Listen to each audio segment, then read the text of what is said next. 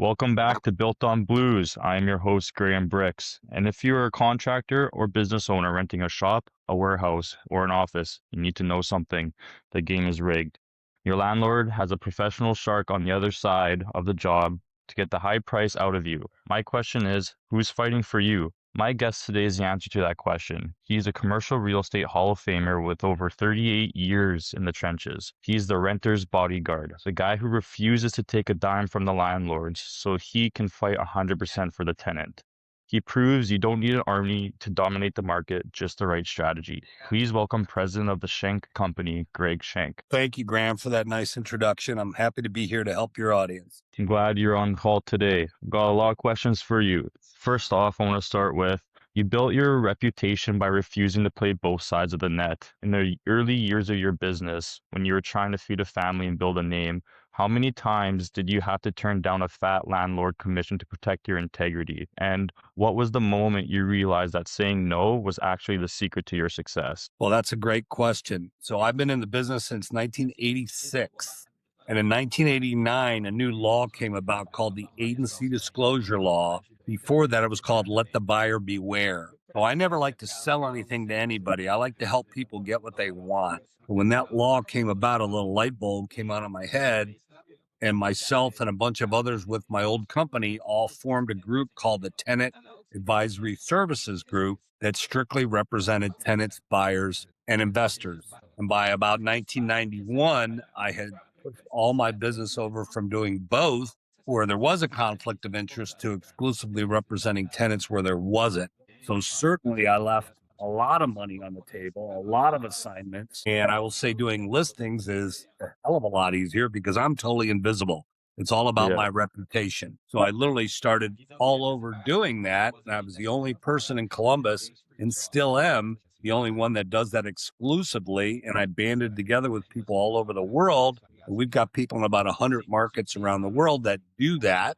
And we have an informal alliance to help each other with clients that have requirements in different markets. So did I leave money on the table?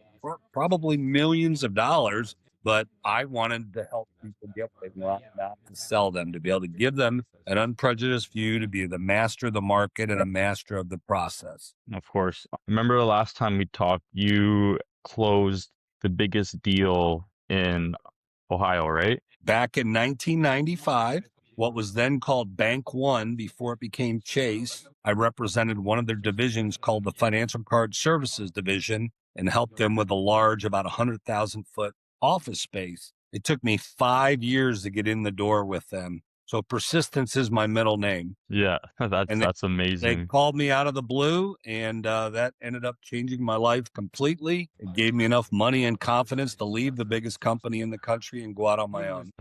That's really impressive, having that, being able to have that mindset to stay with it for so long and, not really giving up on yourself or that deal. It's really inspiring. Can you tell us about the biggest obstacle you faced as a young entrepreneur that forced you to grow up early, and how that survive and advance mindset helped you survive 38 years in one of the most cutthroat industries? Well, I'll take it back even further. My father left when I was 12. And I didn't have much choice. I was the oldest of four, and I didn't want to be a burden to my mom. So I started working at a very young age. In 5th grade, I sold suckers to go to basketball camp. And I also became a golf caddy, schlepping golf bags, literally 5 or 6 days a week for 8 years. Yeah.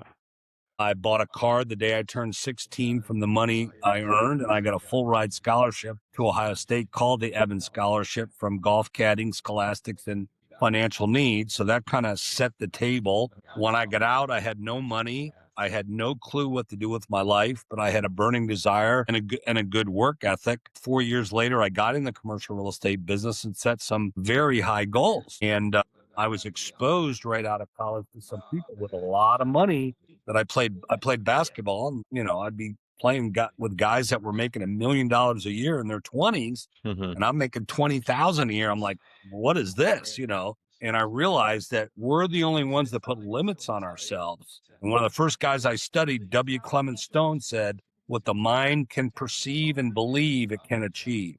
So if we believe we're worth $1,000 an hour, we are. If we think we're worth $10, we are. Well, you got to get rid of that $10 an hour mindset. Anybody who talks about minimum wage has already lost. We got to Yeah. fulfill our own God-given potential and find out what we're really skilled at and polish those skills and continue to learn and excel in the areas that we're blessed with and not worry about the other areas that we're not.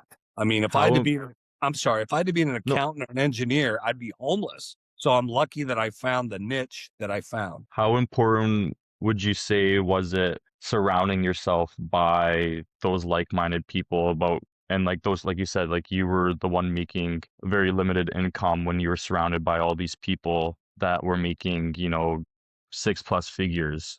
It's everything. You need 5 trusted advisors, and you always want to be around mentally stimulating, uplifting people. So in the real estate business, you want a great real estate attorney, a great accountant that understands taxes, a great financial planner, a great insurance person, and a great banker. On top of that, you want to hang around mentally stimulating, uplifting, outgoing people.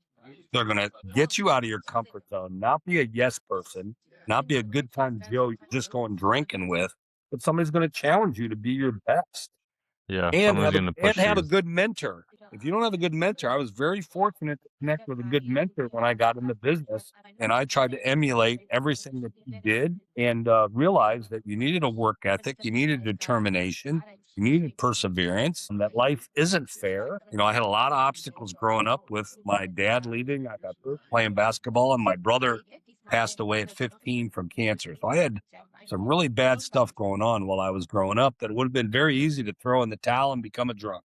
Would have been very, Hmm. very easy. But I, prayed and I set written goals and I hung around the right people. I formed a strategic plan and I wasn't afraid to ask for help. That's really some powerful stuff. Yeah, no, not a lot of people are able to do stuff like that, but I'm hoping that we're able to inspire more like-minded people to be able to, go through the trenches and not give up just like you did. Well, you have to be, again, persistent and have that perseverance through life because life isn't fair. Like my brother dying at 15, nobody deserves that. No, Nobody. It drives me crazy all these years later that it still happened. Nobody deserves for their father to leave and move 2,000 miles away. It was awful. I wouldn't wish it on anybody on there, but that's life. Crap happens, right. shit happens every day. So what can you do? You stay focused, you stay positive, you have a goal, you polish the skills to help you differentiate yourself from everyone else out there. And today there's so much free stuff online. There's free courses, there's free internet, it's free at the library, there's free buses. We're provided a lot of stuff if we want it. And most people, if you ask nicely, will help you. Yeah. And Yeah, it's just about, my whole goal is to help people get a foundation for lifelong success. And I've helped thousands of people. I've helped a lot of people become millionaires. I've helped a lot of people get jobs and internships, all because they asked. And when I was growing up, there wasn't many of those around, but you have to have the confidence enough in yourself to ask for help. Don't think you know it all. Never be a know-it-all. yeah, for sure. Definitely need people to communicate more. We live in such a digitalized world now that people just, like stay home and, don't really go out, don't really reach out and don't have that confidence in themselves to get out there and ask someone for help. They just stay at home and hang Well, out and do whatever. And you bring up a great point. My son's 22 and he's like that. He's on video games all the time. If you don't have people skills, no matter how smart you are, you're not going to be as successful. So there's 2 ways to really excel at this. There's something called Toastmasters that helps you work on your speaking skills, especially in front of others. I encourage everyone to take Toastmasters, whether you're going to be a public speaker like me or just in a social situation. It yeah, really, really helps. The other thing, I took Dale Carnegie sales and human relations courses right out of college. That helped me much more than anything I learned in college. The more you excel at people skills, sales skills, entrepreneurial skills, listening skills, all those things, will differentiate you in any kind of situation, personal or professional. for sure. No, I agree. The people side of things is really important especially when it comes to business. You need that human connection always because most things you buy now, you want to buy from someone that you trust and can be transparent with, and they're able to build that connection with you rather than just be like, oh, here's this product and that's it, right? Like you're not going to be Right. able to do that. You're going to have to be in face to face with somebody. I would much prefer being face to face than doing it online. I'd rather do a live seminar than a podcast or a webinar. I want to look in somebody's eyes and see if they get it. And I ask you a question and you have a question. And then the guy next to you goes, "Oh, I didn't think about that." And they ask a question. So Yeah. people need to get out of their houses, go meet people. I mean, there's a book called Never Eat Lunch Alone. Network, network, network. When I moved to Always. Columbus to get in the business, I didn't know a soul. I had 2 beer drinking buddies from college. I gave out 5,000 business cards in 2 years from networking. Yeah, no, it is really important. I want to move on from people now to AI because I would say AI, especially now in 2026, is just exploding in the marketplace absolutely everywhere. Like everywhere you see online now and everyone's really talking about is AI. So I want to understand what you're seeing in the marketplace now. If you're seeing new AI models that, can scan a commercial lease or find every holdover or notification trap in sections that usually, take a human hours to find. As someone who has built a 38-year legacy on your personal intuition and win-win negotiation, where do you see AI acting as a tool for tenant, and where does it fall short of the human shark instinct required to close a deal? Well, that's a great question. So I'm totally old school. I'm not a techie. So I feel like I'm behind the 8 ball compared to most. I have a think tank group of guys that have all been in the business 35 to 40 years. 2 or 3 of them are techies. The rest of us are not. Hmm. I went to a conference in September in Palm Desert. There was about 60 experts from around the country. Almost every one of them was using a virtual assistant and using AI and using social media to help their business. Well, I've done a pretty good job on the social media aspect. I've used AI in a slight sense to find information and to review documents. The biggest thing, my question mark is the liability. I have a lot of clients that don't want to spend money on a real estate attorney and they want me to do it. And I'm happy to do it, but I don't want the liability. So if I Hmm. do it on Grok or ChatGPT, my question is if something goes wrong, are they going to sue me for that information that I got off of that versus them, hiring a real estate attorney that person takes the Yeah. responsibility and the liability of it. So I use it not every day, but I certainly use it. I've used it to edit, to streamline. I think a lot of attorneys will probably get rid of paralegals and be able to do it more streamlined Hmm. for that. And I've actually had 2 summers ago, a prospective client I went in to see had more information about the market than any person I had ever met. This woman was an early adopter. It blew me away because I didn't know what kind of assignment it was before I met her. And she had done her homework. And this is 2 summers ago. Yeah. And she had a plethora of information that would have taken me a long time to put together. So that was like an eye opener to me. I'm like, I was almost embarrassed that somebody had been doing it as long as me, that this woman had all this information. So it's going to give a lot of lay people thinking they could do it themselves. But here's the only thing it really doesn't give. It won't tell you probably if that landlord has money or not to do the improvements in the building, Hmm. or if that landlord is going to sell it next week or is a long-term holder, and if the guy's a great person or if he's a jerk and you don't want to do business with him. So there's some Yeah. little No. nuances that it probably doesn't yet do. And that's where someone like me usually is the helper that knows all the players and can give the insight. But for everything else, it's probably a phenomenal tool to use. Oh yeah, for sure. It's all about knowing how to use AI to your advantage when it comes to, doing the research because like you said before, you can spend all the time just on Google searching it up yourself, or you can pretty much just put in a prompt into AI and it'll give you a nice deep research of the market that you're looking into. But like you said, it's only good for certain scenarios when, it's about meeting, that person face to face to like see, are they kind of screwing me over? Like, or are they just, that there's still that human touch for like that spidey sense. You can still figure out if something's Yeah. kind of fishy. Like AI won't be able to do that. Well, the other thing is like I had to do my bio and it was amazing all the stuff it pulled up. And then it said other people that have my same name. There's also a doctor with my same name in that. But if you want to do research on a person you're going to meet and see if what they're telling you is true and what their background is and stuff like that, it's amazing what it can pull up and things you Hmm. post. So if you're active on X or LinkedIn or whatever, it's going to have a compilation of all that stuff. So I'm amazed. I probably should spend myself a little bit more time with it. I haven't. I've had enough other things, going on. But almost everybody that I'd say is a big hitter in the business has definitely put their focus on it in the last 6 months, Hmm. more so than the past. And like everything in life is moving fast, just like I've been in the business before there was internet and before there was cell phone. So I mean, we did business a heck of a lot different in the 80s than the 90s, than the 90s, 2000s, and 2000s till now. I mean, things have just changed, dramatically, but it still gets back to a people business. But Yeah, for sure. this is a great tool to use to hopefully save you time and money in the process. Yeah. Um, I want to get your ideas. You talk so highly of legacy, and that's something that I want to take pride in growing up is, carrying a legacy of my father's last name and, really bringing that down. How would you say what's important to how to preserve your legacy in such a digitalized world now? Well, you have one reputation and it can be ruined very quickly. So you have to really think before you act.